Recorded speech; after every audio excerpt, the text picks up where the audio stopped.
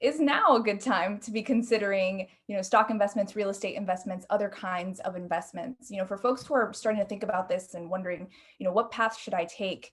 Can you give us a little bit of a sense of, what are the benefits are of these different avenues?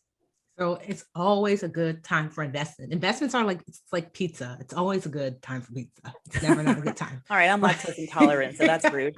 I am too, and yet it's still always a good time for pizza. Okay.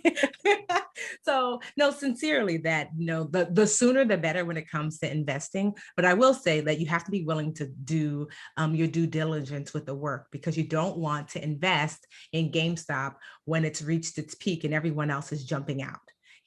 So you don't want to invest in a vehicle that you just don't understand at all, because you're guaranteed to lose money, because you might get lucky the first time and maybe even the second, but the fifth or sixth might really wipe you out. So I'll just say that first. If you're going to start investing, invest in the place that you're willing to also invest the time and the energy to learn more about it.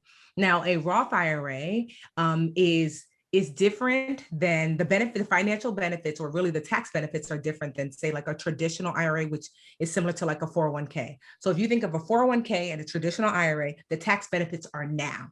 That means you get to lower what your taxes are now, but then later when you pull the money out, you're going to pay taxes later. The Roth is the opposite.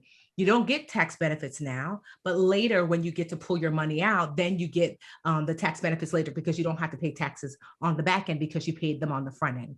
So typically, if people have a choice, this is kind of like the seesaw. Like I like people to do. I'm like, okay, start with your company, see if they have a match. Get your free money, girl. That means what you put in, typically your company will put in up to a certain percent.